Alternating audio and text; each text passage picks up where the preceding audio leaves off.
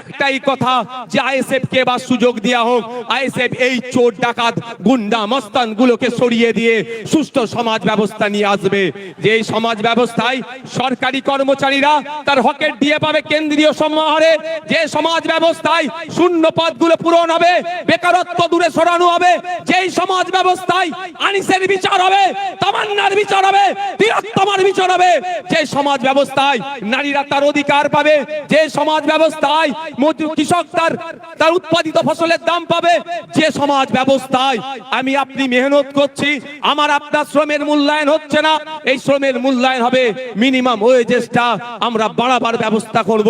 যে এই সমাজ ব্যবস্থায় নারীদের হাতে শুধু 1000-1200 টাকা তুলে দিও নাই, নারীদেরকে ক্ষমতায়ন করতে গেলে আমরা মনে করি কম করে 5000 টাকার ব্যবস্থা করতে হবে, সেই সমাজ ব্যবস্থা আমরা নিয়ে আসবো।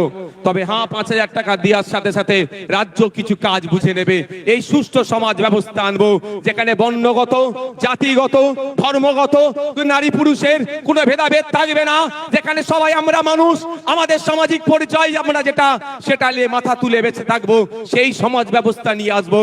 বাংলার মানুষ যদি 2026 লোক বিধানসভা নির্বাচনে আমাদেরকে সুযোগ দেয়, তবে আপনাদের উপস্থিতি প্রমাণ করে দিচ্ছে যে বাংলার অলিতে গলিতে ইন্ডিয়ান সেকুলার ফ্রন্টের যে জয় জয়কার হবে, সেটার আপনাদের উপস্থিতি আজকে কিন্তু প্রমাণ করে দিচ্ছে।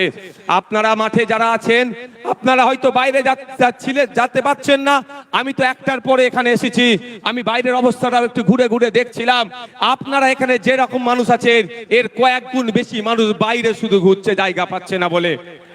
আপনাদের ঘোষণা অনুযায়ী আমি গত বছর ঘোষণা দিয়েছিলাম, আমরা বলেছিলাম আমরা চেষ্টা করব কলকাতায় ব্রিগেডে করা, কিন্তু আমরা যখন অ্যাপ্লিকেশন করেছি আমাদেরকে জানানো হয়েছে এই সময় এই আর্মিদের কোন একটা ট্রেনিং চলছে, সেই মার্চ মাস পর্যন্ত ব্রিগেড ময়দান দেওয়া যাবে না, সুতরাং আমরা সেখানে বুক করতে পারিনি, ফলে আমরা এখানে বুক করেছি। তবে আপনারা সাথ দিলে শুধু ভাঙড় থেকে নয়, রাজ্যের বিভিন্ন প্রান্ত থেকে 2026 বিধানসভায় ডবল ডিজিটের বিধায়ক ইন্ডিয়ান সেকুলার ফ্রন্ট পাচ্ছে। তারপরে আমরা আশা করব এবং আর্মিদের ট্রেনিং কখন আছে সেটাও প্রয়োজনে দেখে নেব, তার ট্রেনিং এর ফাঁকে বা ট্রেনিং এর পরেই আপনাদের সাথ নিয়ে আবার আপনাদেরকে নিয়ে কলকাতায় আমরা ব্রিগেড ময়দান ভরাবো অধিকারের জন্য। বন্ধুগণ, আজকের এই অধিকার সবাই বিভিন্ন বিষয় ছিল, অনেকে চর্চা করেছে, আমি টু দা পয়েন্ট এসআইআর নিয়ে একটু বলতে চাই। আপনারা কারা শুনতে চান একটু হাত তুলে রাখেন তো, এটা হাতটা তুলে রাখুন, হাতটা একটু তুলে রাখবেন, অসুবিধা হচ্ছে না তো কারো? অসুবিধা হচ্ছে না তো? ইভিএম মেশিনের সামনে গিয়ে খাম চিহ্নটা দেখবো, আর যেখানে খাম চিহ্ন থাকবে না আমাদের নেতৃত্বরা যেটা বলবেন সেখানে আমরা অন্য কোন বুদামে হাত দেওয়ার দরকার নাই। আমি এসআইআর নিয়ে গুটি কয়েক কথা বলবো বলে আমি বক্তব্য শেষ করে দেবো। আমি কথা দিয়েছিলাম শীতকালের বেলা সকাল সকাল আসুন, সকাল সকাল ছেড়ে দেবো, কথা দিয়েছিলাম তো। আমি আপনাদের এসআইআর নিয়ে বলছি, এই একদম মাথায় ঢুকিয়ে নিন, এই এসআইআর যে সমস্যা তৈরি হয়েছে, এই সমস্যা তৈরির পেছনে দুটো রাজনৈতিক দল সম্পূর্ণভাবে দায়ী। তৃণমূল বিজেপি মিলে এসআইআর নামক সমস্যাটাকে তৈরি করছে ইলেকশন কমিশন অফ ইন্ডিয়াকে সামনে রেখে। তাই আমাদের যেভাবে অহেতুক হয়রানি পেরেশানি করা হচ্ছে, এর জবাব আমরা ইভিএম মেশিনে গিয়ে এই তৃণমূল আর বিজেপির বিরুদ্ধে আমরা দিয়ে দেব। আমি প্রমাণ দেব আপনাদের, প্রমাণ ছাড়া আমি কথা বলি না, আমি প্রমাণ দিয়ে দেবো একটা একটা করে। যদি আপনাদের শোনার এনার্জি থাকে আমি তাহলে শোনাবো। এনার্জি আছে তো ভাই? তাহলে আমি শুনিয়াবো। একটু পোলটা খোলা দরকার। সাপ হয়ে কামড়াচ্ছে আর ওজা হয়ে ঝাড়ার চেষ্টা করছে। সাপকেও ধরতে হবে আর কামড়ানোতে আসার আগে তাকে ধরে নিতে হবে। আপনাদের মাবি বলে রাখি, 2021-এ নির্বাচন পার হয়েছিল সিএ এনআরসির ভয় দেখিয়ে, সিএ এনআরসি করে দেশ থেকে তাড়িয়ে দেবে।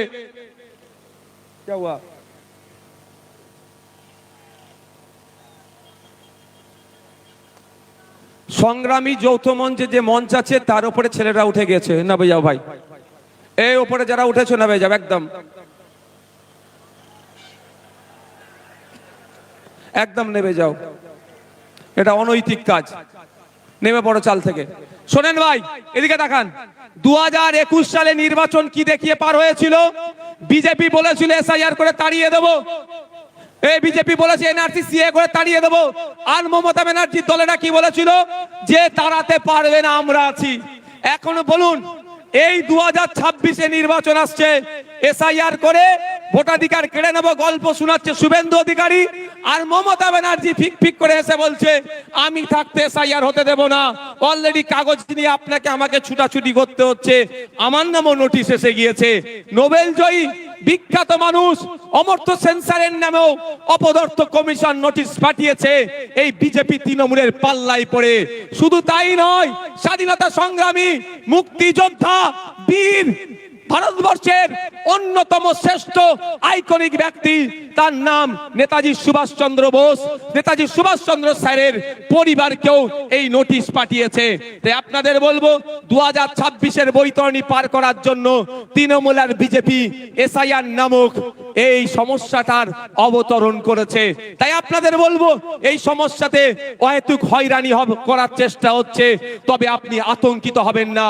দিন দেওয়ানে বলেছিলাম স্বচ্ছ এসআইআর করলে সহযোগিতা করব, আজকেও বলছি স্বচ্ছ এসআইআর মিন্স ভোটার লিস্ট স্বচ্ছ হোক, মৃত ভোটারের নাম বাদ যাবে, একাধিক জায়গায় ভোটার লিস্টে নাম উঠেছে বাদ যাবে, যার অস্তিত্ব নেই সেই ভোটারের নাম বাদ যাবে, প্রয়োজনে আমরা সহযোগিতা করব।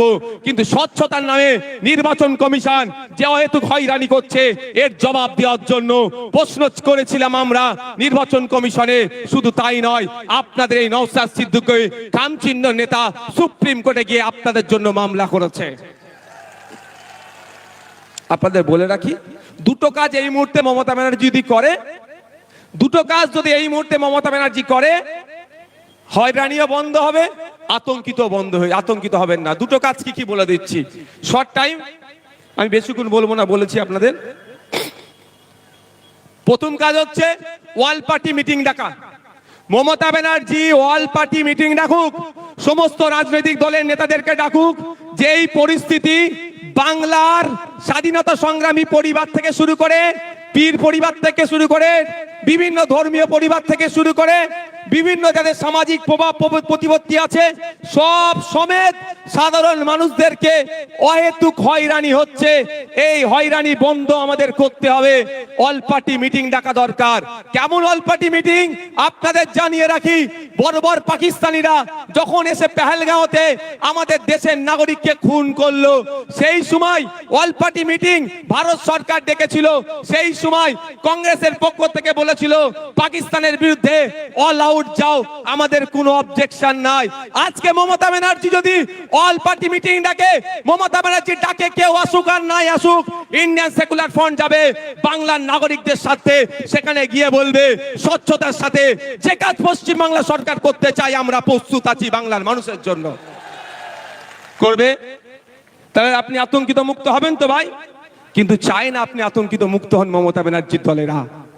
এরা চাই আপনি পেরেশানে থাকুন। আপনি পেরেশানে থাকলে প্রশ্ন করতে পারবেন না মাদ্রাসায় টিচার নেই কেন। আজকে দেখুন কলকাতায় গতকালকে খোঁজ নিয়ে দেখুন প্রায় 33 দিন এই ঠান্ডাতে তারা পড়ে আছে। আনএডেড টিচার গুলো, এমএসকেএসএস কে টিচারদের সাম্মানিকটা ঠিকঠাক পাচ্ছে না। মাদ্রাসায় 10,000 শূন্য পদ হয়ে গেছে, পরিকাঠামো ধ্বংস হয়ে গেছে, স্কুলে টিচার নাই, হাই স্কুলে টিচার নাই, শিক্ষার পরিকাঠামো ধ্বংস হয়ে গেছে। আপনি এটা প্রশ্ন করবেন না এসআইআর এর কাগজ নিয়ে ছুটাছুটি করবেন? এই ছুটাছুটি করার জন্য আপনাকে এই পদক্ষেপগুলো গ্রহণ করছে না। দ্বিতীয় হচ্ছে বিধানসভায় নিন্দা প্রস্তাব পাস করানো হোক। বিধানসভায় নিন্দা প্রস্তাব পাস করানো হোক। যেভাবে অহেতুক হয়রানি করা হচ্ছে এটা অত্যন্ত নিন্দাজনক কাজ। সেখানে নিন্দা প্রস্তাব পাস করানো হোক। সেই নিন্দা প্রস্তাবের কপিটা ইলেকশন কমিশন অফ ইন্ডিয়াকে দিক, আর যে সরকার একটা মামলা করুক সেই মামলাতে কপিটা অ্যাটাচ করে দিক। নিশ্চিতভাবে সুপ্রিম কোর্ট এটার প্রতি বিবেচনা করবে, কারণ বিধানসভার মধ্যে নিন্দা প্রস্তাব পাস করানো মানে পুরো পশ্চিম বাংলার মানুষ এটাকে নিন্দা করছে, এই অহেতুক হয়রানিকে। এটা করবে মমতা ব্যানার্জি সরকার? আওয়াজ দিন একটু। কেন করবে না? পেরেশান তো হচ্ছে দলিত, সব থেকে বেশি পেরেশানি হচ্ছে মুসলমান, তারপরে দলিত, তারপরে আদিবাসী। তাই মুসলমানকে তো বড় মানুষ মনে করে না, শুধু ভোটার মনে করে, আর ক্যাপটিভ ভোট ব্যাংক হিসাবে রাখতে চায়। তাই আপনাদের বলবো, দিকে দিকে আওয়াজ তুলতে হবে, বলতে হবে, ইমিডিয়েট পশ্চিমবাংলা সরকারকে এ দুটো কাজ করা দরকার। এক, অল পার্টি মিটিং ডাকা, দ্বিতীয় হচ্ছে বিধানসভায় নিন্দা প্রস্তাব পাস করানো। এরপরও আপনাদের বলছি, আমার উপরে কেন এদের রাগ বুঝতে পেরেছেন? ৭৭টাকে নিয়ে কিছু নয়, নওশাদকেই হারাতে হবে। কারণ আমি তো এদের পয়েন্টে পয়েন্টে এদের ভুলগুলো ধরিয়ে দিই, ওই জন্য ওদের জয়েন্টে জয়েন্টে ব্যথাটা করে যায়। আমি তো বলছি আপনাকে, দেখবেন যাদের বাড়ি ফর্ম গেছে, ফর্মের সাথে আর একটা এক্সট্রা এই হিয়ারিং এর নোটিশ গেছে, হিয়ারিং এর নোটিশের সাথে আর একটা কাগজ গিয়েছে। সেই হিয়ারিং এর নোটিশের সাথে একটা যে কাগজ গিয়েছে, সেখানে 13টা ডকুমেন্টসের কথা বলা হচ্ছে। যাদেরকে হিয়ারিং এ ডাকা হচ্ছে, এই 13টা ডকুমেন্টসের মধ্যে কোনো একটা ডকুমেন্ট সাবমিট করলে তার হিয়ারিংটা সে পজিটিভ হয়ে যাবে, অর্থাৎ তার অসুবিধা হবে না। এটা বলছো তো? আচ্ছা, আমরা এই এসআইআর নিয়ে এত দুটো মেনলি সমস্যার সম্মুখীন হতে হচ্ছে আমাদের। একটা, টাইম লস হচ্ছে, দাঁড়াতে হচ্ছে, অব্যবস্থা। ওখানে এই গেটের ওখান থেকে সরে যাও, তো এই গেটের ওখান থেকে সরে যাও, গেট থেকে সরে যাও, দেখতে পাচ্ছ না? এই সবার উপরে উঠে বসুন, নিচে বসুন না, বসুন। দুটো জিনিস হচ্ছে তো ভাই, একটা কি আমার অযথা টাইম দিতে হচ্ছে, ওখানে অব্যবস্থা, ওখানে ঠিকঠাক ব্যবস্থা আমরা পাচ্ছি না, ঘন্টার পর ঘন্টা লাইনে গিয়ে দাঁড়াতে হচ্ছে। দ্বিতীয় হচ্ছে আমি তোমাদের সরকার যে আমি তোমাদের ব্যবস্থা করে দেবো। তাই আপনাদের বলি, আপনারা 2021 সালে অনেকে ভাঙড় ছাড়া, অনেকে কি হবে না হবে ভেবে ভোট দিবার ইচ্ছা গেলেও ভোট দেননি। কিন্তু আপনাদের বলছি, আজকে যদি এটা সংযুক্ত মোর্চার সরকার চলতো, তাহলে এই হয়রানি হতো না। তারপরেও যদি হয়রানি করার চেষ্টা করতো, আমরা বাড়িতে বাড়িতে এই রেসিডেন্স সার্টিফিকেটটা তৈরি করে পৌঁছে দিতাম। বাড়িতে থাকো, তোমার বাড়িতে আমরা কাগজ পৌঁছে দেবো। রাজ্য সরকার চাইলে যেভাবে দুয়ারে সরকার করছে, সেরকম বাড়িতে সরকার পৌঁছে দিতে পারতো। খামে ভরে এনাও তোমার রেসিডেন্স সার্টিফিকেট, যাও তুমি গিয়ে হিয়ারিং এর টেবিলে দাও, তোমার হিয়ারিং পাস হয়ে যাবে, তোমার ভয় নেই। এটা করেছে রাজ্য সরকার, এটা জানতে হবে। আমি প্রথমেই বলি, শুভেন্দু অধিকারী আমাকে আপনাকে ভোটাধিকার কেড়ে নেওয়ার চক্রান্ত করছে। চক্রান্ত করলে চক্রান্তের জবাব দিতে হবে তো।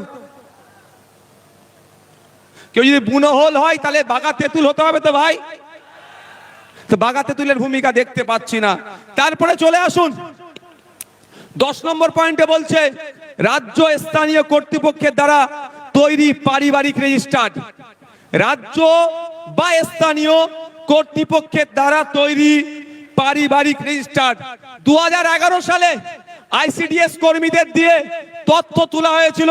এই পারিবারিক রেজিস্টার সেখানে আছে। এই তথ্যটা উঠে প্রথমে গিয়েছিল পঞ্চায়েতে, পঞ্চায়েত থেকে রাজ্যে গিয়েছিল। তাহলে আপনারা বলুন, এই তথ্যটা অলরেডি প্রতিটা পঞ্চায়েতে আছে। এই 10 নম্বর পয়েন্টটা যেটা চেয়েছে, এর উত্তর, অর্থাৎ এই যে কাগজ চেয়েছে, এই কাগজটা প্রতিটা পঞ্চায়েতে আছে। রাজ্য সরকার 2023 পঞ্চায়েত নির্বাচনে একছত্র ভোট লুট করেছে। সেই ভোট লুট করতে গিয়ে আমরা আমাদের ভাঙড়ের 3 ভাইকে হারিয়েছি। শহীদ মহিউদ্দিন, শহীদ হাসান, শহীদ রেজাউল গাজী, 3 জনকে হারিয়েছি। শুধু নয়, সারা রাজ্যে আমাদের কর্মীদের অত্যাচার করে, তারা অবৈধ পন্থা অবলম্বন করে আজকে তারা পঞ্চায়েতের ক্ষমতায় বসে আছে, পঞ্চায়েত চালাচ্ছে। সেই পঞ্চায়েতের মাধ্যমেই যদি প্রতিটা বাড়িতে বাড়িতে এই তথ্যটা 10 নম্বর যে পয়েন্ট আছে, পারিবারিক রেজিস্টার যদি পৌঁছে দেয়, ওটা নিয়ে আপনি যখনই হিয়ারিং এর টেবিলে যাবেন, আপনাকে অফিসার আর কিছু দ্বিতীয় প্রশ্ন করার সুযোগ পাবে না। ওটা জমা দেবেন, জমা দেওয়ার পরে আপনার হিয়ারিং কমপ্লিট হয়ে যাবে। তাহলে আতঙ্ক মুক্ত হবে না, হবে না ভাই? রাজ্য সরকার চাইলে আপনার আতঙ্ক মুক্ত করতে পারে এই দুটো ডকুমেন্টস দিয়ে, কিন্তু রাজ্য সরকার তো আতঙ্ক মুক্ত চাইছে না। যদি আতঙ্ক মুক্ত চাইতো, কুরআন শরীফকে নিয়ে যে অসীম সরকার কুভাষায় কথা বলেছে, তাকে ধরে এতক্ষণ জেলের মধ্যে রাখতো, পুলিশ সুমোটো করতো, তার বিরুদ্ধে ব্যবস্থা নিয়ে তো দূরের কথা, প্রায় 900 মতো অভিযোগ জমা পড়েছে, এখনো একটাও এফআইআর হিসাবে ট্রিট করেনি এই রাজ্য সরকার। তার মানে বোঝা যাচ্ছে আপনাকে আমাকে কি নজরে দেখে। তবে রাজ্য সরকার এফআইআর হিসাবে ট্রিট করেনি বলে ভাঙড়ের বিধায়ক নওশাদ সিদ্দিকী চুপ থাকবে না। আমি কোর্টে যাচ্ছি 156 সাবক্লাস 3 দিয়ে আমি কোর্ট থেকে মামলা করছি এই অসীম সরকারের বিরুদ্ধে। কিন্তু প্রশ্ন এটা, আপনারা বাংলার মানুষ, সংখ্যাগরিষ্ঠ মানুষ ভোট দিয়ে সরকার তৈরি করলো, আবার সংখ্যাগরিষ্ঠ মানুষকে রাস্তায় নামতে হবে কেন আমার এসআইআর এর বাঁচানোর জন্য? তাহলে সরকারের কাজটা কি? আমি সরকার তৈরি করেছি, আমার বিপদে আপদে, আমার সুবিধা অসুবিধাতে আমার পাশে থাকবে, তার পরিবর্তে আমাকে আরো ঠেলে দিচ্ছে বিপদের দিকে। তাই আপনাদের বলবো, আসলেই কি তৃণমূল কংগ্রেস এসআইআর থেকে আপনাদের নিস্তার দেবে মনে হচ্ছে? ওয়াকাফ খেয়েছে জানেন তো নাকি? ওয়াকাফটা যেমন আমি আছি হবে না, আমি থাকতে হবে না, টুক করে রাত্রে কি বললো? ওয়াকাফ মেনে নিল, এটাও মিলিয়ে নেবেন। এসআইআর উনি বেঁচে থাকতে হবেন না বলছেন, বলতে বলতে শেষ দিন আপনাকে তো ডুবিয়ে দিতে পারে। তাই বলছি আপনাদের, আপনার লড়াই আপনাকে লড়ে নিতে হবে, আমার লড়াই আমাদেরকে লড়ে নিতে হবে। তাই ওদের কথা, মমতা ব্যানার্জির কথাই ভরসা করে লাভ হবে না, আমাদেরকে আওয়াজ তুলতে হবে যে ইমিডিয়েট যে পঞ্চায়েতে পারিবারিক রেজিস্টার যে সার্টিফিকেট আছে সেইগুলো যাদের নামে হেয়ারিং এসছে, তাই হেয়ারিং এর অলরেডি সুপ্রিম কোর্ট অর্ডার দিয়েছে, যাদেরকে হেয়ারিং ইস্যু করা হচ্ছে তাদের লিস্ট কি করো, পাবলিশ করো। সেই লিস্ট দেখে দেখে পঞ্চায়েতে পাবলিশ করার কথা বলা হয়েছে, প্রতিটা পঞ্চায়েতে সেই লিস্ট দেখে পাবলিশ করে আমাকে পাবলিশ যেটা হবে আমার বাড়িতে কাগজ পৌঁছে দেওয়া হোক। এই আওয়াজটা আমরা তুলবো তো নাকি গো? তুলতে হবে তো নাকি? ঝিম মেরে গেলে হবে? আর 5 মিনিট বলবো, অসুবিধা আছে? এনার্জি আছে? কাদের এনার্জি আছে আর একবার দেখি তো। এনার্জি আছে তো? এনার্জি আছে তো? ফুল এনার্জি আছে? আর 5 মিনিট বলবো। মমতা ব্যানার্জি এই মুহূর্তে পশ্চিম বাংলার মুসলমানদেরকে সব থেকে বড় যে অভিশাপটা দিয়েছে তার নাম হচ্ছে ওবিসি নতুন সার্টিফিকেট। মমতা ব্যানার্জি প্রতিনিয়ত, তার দল বাঁচছেনি, প্রতিনিয়ত মুসলমান দলিত আদিবাসীদেরকে এক একটা করে অভিশাপ উপহার দেয়। তাই মুসলমান এখন সব থেকে বড় অভিশাপ যেটা পেয়েছে সেটার নাম হচ্ছে ওবিসি সার্টিফিকেট। এই ওবিসি সার্টিফিকেট নামটা অস্তে থাকবে, ছিঁড়ে ফেলে দেওয়া, বাড়িতে রেখে দেওয়া আর সার্টিফিকেট রাখা একই হবে। কারণ কলে কৌশলে মুসলমানদের শুধু নাম কাস্তে সার্টিফিকেটটা রাখতে চাইছে। যেভাবে মেসিকে দেখতে আসলো, টিকিট কাটলো, বাড়িতে ঢুকলো, তারপরে কি হলো, আপনার স্টেডিয়ামে ঢুকলো, মেসিকে দেখতে পেল না। আপনার হাতে সার্টিফিকেট থাকবে, ফর্ম ফিল আপ করবেন, পরীক্ষায় বসবেন, রিটেনে পাস করবেন, ভাইভাতে গিয়ে ভাইবার পরে যখন লিস্ট বার হবে আপনি সংরক্ষিত কোটায় আর চাকরি পাবেন না। এই গেড়া কলটা মমতা ব্যানার্জি সরকার করেছে, তৃণমূলের সরকার করেছে। তাই আপনাদের বলবো, এর বিরুদ্ধে আমাদের লড়াই করতে হবে। আমাদের লড়াই ফেক এসটি এসসি সার্টিফিকেটের বিরুদ্ধে। প্রকৃত যিনি দলিত সে চাকরি পাচ্ছে না, প্রকৃত যিনি আদিবাসী সে চাকরি পাচ্ছে না, প্রকৃত যে অনগ্রসর শ্রেণীর মুসলমান সে চাকরি পাচ্ছে না। এর বিরুদ্ধে আমাদের লড়াই। যারা প্রকৃত অর্থে চাকরির প্রয়োজন, উচ্চ শিক্ষায় সংরক্ষণের প্রয়োজন, তাদেরকে ক্ষমতায় নিয়ে আসতে হবে। তাই আপনাদের বার্তা দিচ্ছি, আপনারা যদি আমাদের সুযোগ দেন আমরা নিয়ে আসবো। তবে একটা কথা বলি, মমতা ব্যানার্জির বিশ্বাস হচ্ছে না আমার, তিনি এসআইআর এর বিরুদ্ধে সত্যিকারের লড়াই করবেন। বাসন্তীতে হেয়ারিং এর পরে আপনার রিসিভ দিচ্ছিল না, আমাদের কর্মীরা গিয়ে আন্দোলন করে রিসিভ যখন দেওয়ালো তার কিছুক্ষণের মধ্যে পুলিশকে পাঠিয়ে তৃণমূলের নেতা এসে আমাদের কর্মীদের ওখান থেকে সরিয়ে দিল। এটা মানে কি? রিসিভ দেওয়া তো ভালো কথা, তারপরে খবর পেলাম আর রিসিভ দিচ্ছে না। তাহলে এই যে চক্রান্ত বিজেপি করছে, সেই চক্রান্তের সাথে কিন্তু তৃণমূল একই ভাবে যুক্ত আছে। তাই এই চক্রান্তের জবাব আমাদেরকে গণতান্ত্রিক প্রক্রিয়া দিতে হবে। গতকালকে দেখছিলাম সিপিএম এর এক সিনিয়র লিডারের মেরে মুখ টুক ফাটিয়ে দিয়েছে। অভিযোগটা কি, তার অপরাধটা কি? যে এসআইআর এর নামে যে অহেতুক নাগরিক হয়রানি হচ্ছে, এর বন্ধের জন্য ডেপুটেশন দিতে গিয়েছিল। তাহলে নাগরিক হয়রানি বন্ধের জন্য ডেপুটেশন দিলে যদি অহেতুক পেরেশানি করে, এই তৃণমূল যদি আক্রমণ করে, প্রকৃত অর্থে তৃণমূল কি এর বিরুদ্ধে আছে? আজকের প্রোগ্রাম আমরা এবার একদম শেষের দিকে এসেছি। শেষের দিকে এসেছি, আমরা শেষ করব। শেষ করতে আগে আপনারা আস্তে আস্তে বিদায় নেন, যেতে যেতে মাইকের আওয়াজ পাবেন।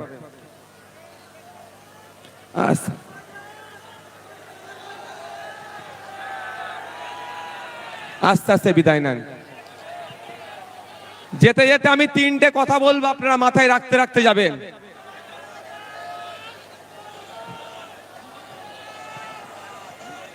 তিনটে কথা বলবো, মাথায় রাখতে রাখতে যাবেন। প্রথম কথা, আমি আবারও বলছি, প্রতিটা স্টেজ থেকে বলি, প্রতিটা স্টেজ থেকে বলছি, আজকেও বলছি, আপনার ছেলে মেয়েগুলোকে উচ্চশিক্ষায় শিক্ষিত করুন।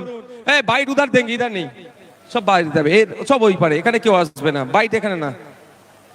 প্রতিটা ছেলে মেয়েকে উচ্চশিক্ষায় শিক্ষিত করুন। একবেলা খেতে পাবেন না, তাহলে অসুবিধা নাই। ভলেন্টিয়ার যারা আছেন,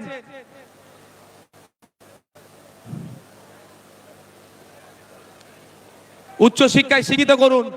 দ্বিতীয় কথা, ভাই শুনো না, এর মধ্যে কোনো ইন্টারভিউ দেবো না দাদা আমার। দ্বিতীয় কথা, রাজনৈতিক সৌজন্যতা বজায় রাখবেন। রাজনীতির জন্য মারামারি হানাহানিতে জড়াবেন না। তৃতীয় কথা, ল অ্যান্ড অর্ডার হাতে তুলে নেবেন না। Law and order situation create হোক, এই কাজ করবেন না। প্রশাসনকে আপনারা সহযোগিতা করবেন। আর একটা কথা বলবো, আপনারা কি শুনতে প্রস্তুত আছেন? একটু হাত তুলুন তো যারা শুনবেন। একটা চ্যালেঞ্জ এখান থেকে দিয়ে রাখছি, তৃণমূলের বন্ধুরা আইএসএফ এর সাথে রাজনৈতিক ভাবে পেরে উঠতে পারছে না। আইএসএফ এর বিশ্বজিৎ দা, শামসুর আলী মল্লিক, তাপস দা, নাসিরউদ্দিন মীর সাহেব থেকে শুরু করে, লক্ষ্মীকান্ত হাসদা থেকে শুরু করে, কুতুব ভাই থেকে শুরু করে, আর জামির ভাই থেকে শুরু করে, সাবির দা থেকে শুরু করে, যে নেতৃত্ব আছে এবং বুথ লেভেল পর্যন্ত যে নেতৃত্বরা আছে, তাদের সাথে যুক্তি তর্কে পেরে উঠতে পারছে না। তারা বলছে যে ভোট কেটে নাকি বিজেপি লিখবেন, আইএসএফ যেখানে যেখানে প্রার্থী দেবে, ভোট কেটে যদি বিজেপি দায়ভার আইএসএফ নেবে, তৃণমূল যা শাস্তি দেবে মাথা পেতে মেনে নেবে। আর সে এগ্রিমেন্ট পেপারে মমতা ব্যানার্জিকে লিখে সই করতে হবে, তৃণমূল যেখানে যেখানে প্রার্থী দেবে, ভোট কেটে যদি বিজেপি আসে, তার দায়ভার তৃণমূলের উপরে বর্তাবে। আর আইএসএফ যা শাস্তি দেবে গণতান্ত্রিক প্রক্রিয়ায় তৃণমূলকে মেনে নিতে হবে। এই চ্যালেঞ্জটা আজকে শহীদ মিনার ময়দান থেকে দিয়ে রাখলাম। তাহলে বোঝা যাবে বিজেপিকে আটকানোর জন্য কে কারা ফোরফ্রন্টে এসে এগিয়ে এসে লড়াই করছে। আমরা আদর্শগত বিজেপি এবং আরএসএস এর বিরুদ্ধে আমাদের পূর্বেকার বক্তা শ্রদ্ধেয় সম্মানীয় বাবা সাহেব আম্বেদকরের নাতি যে কথা বলেছেন, একদম আমরা আদর্শগতভাবে বিজেপি আরএসএস এর বিরুদ্ধে গণতান্ত্রিক প্রক্রিয়া আমরা লড়াই সংগ্রাম জারি রাখবো।